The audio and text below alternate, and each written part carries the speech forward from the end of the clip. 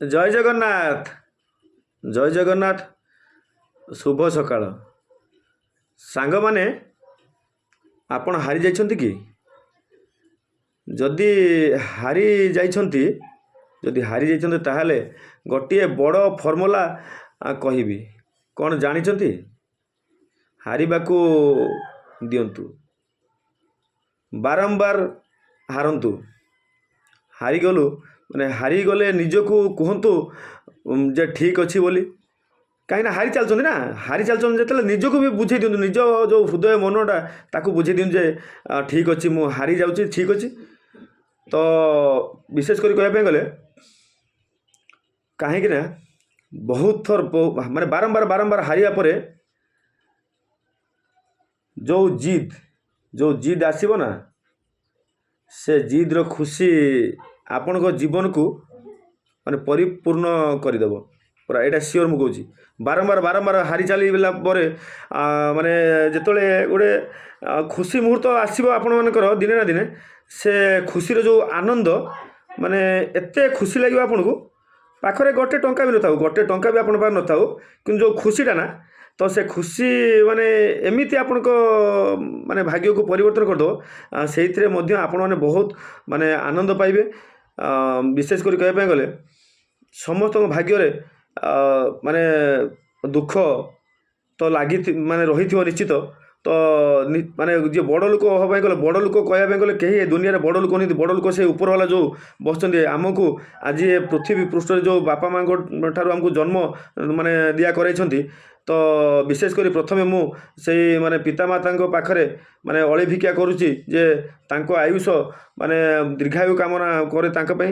ତ ଯାହା ବି ହଉ, ବିଶେଷ କରି କହିବା ପାଇଁ ଗଲେ, ମୋର ଜଣେ ଭାଇ ମୋତେ ଏତେ ଭଲ କଥା ଯେଉଁ ବ୍ଲଗ୍ରେ ପକାଇଥିଲି, ପୂର୍ବ ବ୍ଲଗ୍ରେ ପକାଇଥିଲି, ଯେଉଁ ବଡ଼ ଭାଇ ପିଲାଦିନର ଯେଉଁ କହିବା ପାଇଁ ଗଲେ ଆସିଲେ, ସିଏ ବାହାରେ ତ ପଢ଼ୁଥିଲେ, ଆଉ ତମ୍ବାକୁର ହାଇସ୍କୁଲରେ ପଢ଼ୁଥିଲେ। ତ ସେ ଭାଇ ଆସିଲେ ଯେତେବେଳେ, ଯେଉଁ ମନେ ପଡ଼େ ଆଜି ମୋର ସେଇ ପିଲାଦିନର କାହାଣୀ, ଯେଉଁ ଭଳିଆ ଗୋଟେ ଗୀତଟେ ଅଛି, କ'ଣ ଯେ ମନେ ପଡ଼େ ଆଜି ମୋର ସେଇ ପିଲାଦିନ କାହାଣୀ, ମୋ କଣ୍ଢେଇ ରାଜା ଥିଲା। ଏଇ ଯେଉଁ ମୋ କଣ୍ଢେଇ ରାଜା ଥିଲା, ତାକୁ ଆମର ସେଇ ଜିନିଷଟାକୁ ମୁଁ କ'ଣ ଆଲି ଖେଳ ଗୋଟେ ଥିଲା। ସେ ଭାଇ ଏତେ ସୁନ୍ଦର ଆଲି ଖେଳୁଥିଲେ। ମୁଁ ତାଙ୍କ ସାଙ୍ଗରେ ପ୍ରାୟ ସିଏ ଆସି ପହଞ୍ଚିଲେ। ସିଏ ତ ରହୁଥିଲେ ତମ୍ବାକୁରେ ପଢ଼ୁଥିଲେ, ଜଳେଶ୍ୱରରେ ରହୁଥିଲେ।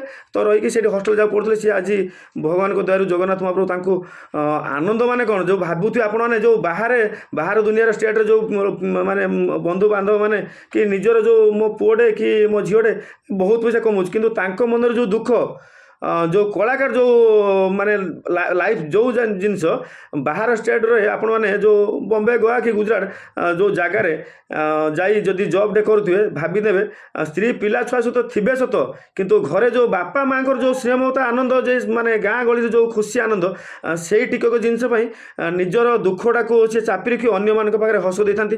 ତ ଯାହା ବି ହଉ, ଆମେ ଏତେ ଖୁସି ଅନୁଭବ ତାଙ୍କ ପାଇଁ କରୁଥିଲୁ। ତ ନାଁଟି ହେଉଛି ସମସ୍ତେ ପ୍ରାୟ ଲୋକ ତ ବହୁତ କମ୍ ଜାଣିଥିବେ, ସାଙ୍ଗସାଥି ଜାଣିଥିବେ ଯେ ଦିଲ୍ଲୀପ ଭାଇ ବୋଲି। ଯାହା ହଉ, ବିଶେଷ କରି କହିବା ଗଲେ ମୁଁ ଏତିକି ତାଙ୍କ ପରିବାର ପାଇଁ ଜଗନ୍ନାଥ ମହାପ୍ରଭୁଙ୍କ ପାଖରେ ଅଳି ଭିକ୍ଷା କରୁଛି, ପ୍ରଭୁ ତାଙ୍କ ପରିବାର ସହିତ ଅନ୍ୟମାନଙ୍କୁ ଖୁସିରେ ସୁଖରେ ଶାନ୍ତିରେ ରଖ। ଯେମିତି ଆପଟୁ କହିବା ପାଇଁ ଗଲେ, ଆମେ ଓଡ଼ିଶାରେ ଯେତିକି ଆମେ ଜନ୍ମ ନେଉଛୁ, ଯେଉଁ ଆମେ ମଣିଷ ସମାଜରେ ଆମେ ଜନ୍ମଗ୍ରହଣ କରୁଛୁ, ଆପଟୁ କହିବା ପାଇଁ ଗଲେ ଯେଉଁ ଜୀବଜନ୍ତୁମାନଙ୍କୁ ମଧ୍ୟ ଯେ ଜଗନ୍ନାଥ ମହାପ୍ରଭୁ ତମେ ଖୁସିରେ ସୁଖରେ ଶାନ୍ତିରେ ରଖ। ଆଜିର ଭିଡ଼ିଓରେ ମୁଁ ଏତିକି କହୁଛି, କାହିଁକିନା ସମୟ ତ ବହୁତ ସର୍ଟ ହାତରେ। ଆଉ ଏବେ ଯେଉଁ ସର୍ଟ କାହିଁକି, ଆପଣମାନଙ୍କ କେତେ ଭିଆଇପି କି ନାହିଁ, ଭିଆଇପି ମୁଁ ନୁହଁ, ମୁଁ ଗୋଟେ ସାଧାରଣ ମଣିଷଟେ। ମୋ ପାଖରେ କିନ୍ତୁ ଟଙ୍କାଟେ ନାହିଁ ବାଲାନ୍ସ, କିନ୍ତୁ ମୁଁ ବହୁତ ଖୁସିରେ ଆନନ୍ଦରେ ଅଛି। ଆଉ ତେଣୁ କହିବା ପାଇଁ ଗଲେ ଯେ ବଡ଼ମାର ଆଜି ହେଉଛି 9 ଦିନ ହେଲା, 9 ଦିନ। ତେଣୁ ତା ଭିତରେ ମଧ୍ୟ ମୁଁ ଆପଣମାନଙ୍କୁ ଏତିକି ଅଳି ଭିକ୍ଷା କରୁଛି, ସେ ମଣିଷଟା ଏତେ ଭଲ ଥିଲେ। ଆଉ ପ୍ରତିଦିନ ଯଦି ଏପଟେ ଆସିବେ, ଯେଉଁ ଆମର ଗୋଟେ ସ୍କୁଲଟେ ଅଛି ସାର୍ଥା UG UPM ବିଦ୍ୟାଳୟ, ଯେଉଁ ସେପଟେ ଯଦି ରାସ୍ତା ସାଇଡ଼୍ରେ ଆସନ୍ତି ଛୁଆ କାର୍ଡ଼ ଯିବୁ କି ଯଦି ସେପଟେ ମାନେ ଯାହାକୁ ଦେଖିଲେ ତାଙ୍କର ଯେଉଁ କହିବାକୁ ଗଲେ ଯେଉଁ କୁହନ୍ତି ନା କିଛି କିଛି ଲୋକ ଯେ ଇଏ ଧନୀ ସିଏ ଗରିବ ନାହିଁ, ସିଏ ତାଙ୍କର ପୁରା ବହୁତ ଭଲ ମଣିଷଟେ ଥିଲେ। ତ ଯାହା ବି ହଉ ତାଙ୍କର ତ ଦେହାନ୍ତ ଘଟି ଚାଲିଛି, ଆଉ ତାଙ୍କ ପାଖରୁ ଯେଉଁ ମାନେ କହିବାକୁ ଗଲେ ଯେଉଁ ପିଲାମାନେ ମଧ୍ୟ ଜନ୍ମ ହୋଇଛନ୍ତି ତାଙ୍କର ବିହେଭିଅର୍ ଏତେ ସୁନ୍ଦର, ଏତେ ଭଲ ପାଇବା। ତ ଯାହା ବି ହଉ ତାଙ୍କର ଆତ୍ମାର ସଦ୍ଗତି ନିମନ୍ତେ ଆମେ ମାନେ ଜଗନ୍ନାଥ ମହାପ୍ରଭୁଙ୍କ ପାଖରେ ଏତିକି ଅଳି ଭିକ୍ଷା କରୁଛୁ ଯେ ତାଙ୍କୁ ଯେଉଁ ଜାଗାରେ ବି ଜନ୍ମ ଦେଇଥାଉ ନା କାହିଁକି ତାଙ୍କୁ ଖୁସିରେ ସୁଖରେ ଶାନ୍ତିରେ ରଖ। ଦେନ୍ ନେକ୍ସଟ ବ୍ଲଗ୍ରେ ମୁଁ ଆପଣମାନଙ୍କୁ ଦେଖେଇବି କେଉଁ ଜାଗାରେ କେତେବେଳେ ପହଞ୍ଚିଲି। ଧନ୍ୟବାଦ। ଜୟ ଜଗନ୍ନାଥ।